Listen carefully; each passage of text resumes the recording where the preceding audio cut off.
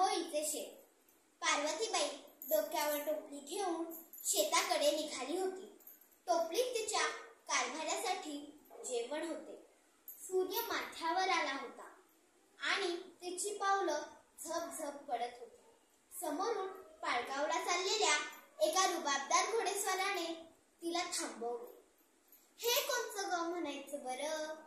मरील की बुद्रुक माझ्या भावा, ती उत्तरली. लय भूक लागली आहे बघ, तुझ्या टोपलीत काय हाय का? घे की, असं म्हणून तिने डोक्यावरची टोपली खाली उतरवली. त्याच्यावरचे कापड काढले आणि 2 आंबोळ्या घोडेस्वाराला दिल्या.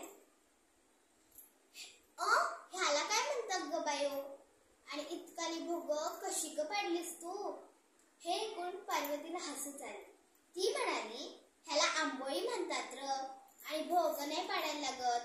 पातळ पातळ तव्यावर ओतायचं, पाणी मुरतं आणि आपापल्या जागी भोग पडतात. हे ऐकून घोडेस्वाराने ती आंबोळी आवडीने खाल्ली. हे बघून पार्वती म्हणाली, आवडली का?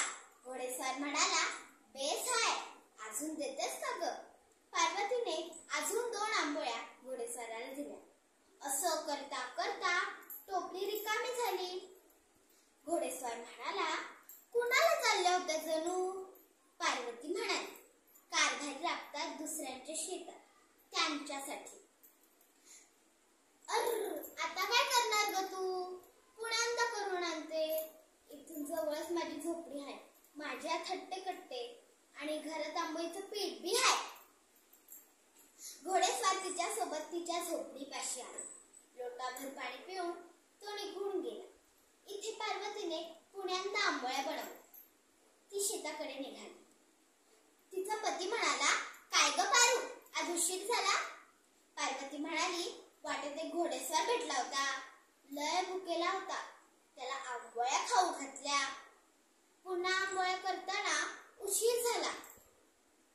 तिचा पती म्हणाला, भुकेला माणूस जेवला म्हणजे भगवंत जेवला बघ, आता खावा सुखाने. पार्वती म्हणाली.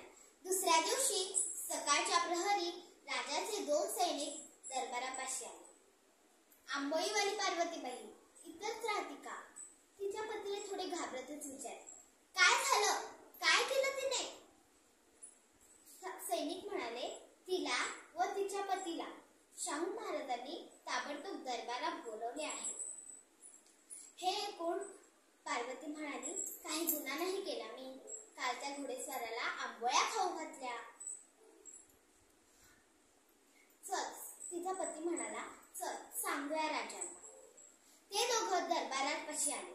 बघतायत तर काय, त्यांचे स्वागत दिंडी दरवाजापासूनच सुरू होते.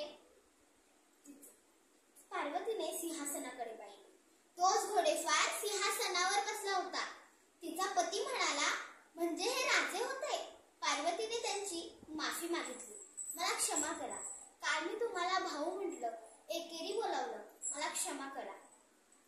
हे कोण? शाहू महाराज म्हणाले, पार्वतीबाई, राजा हा प्रजेचा पिता, बंधू, सखा सगळे काही असतो. तू का ज्या आवडीने मला आंबोळ्या खाऊ घातल्यास त्याने मी प्रसन्न झालो आहे. मरील की बुद्रुक, आता तुला व तुझ्या पतीला दुसऱ्यांच्या शेतात राबण्याची गरज नाही.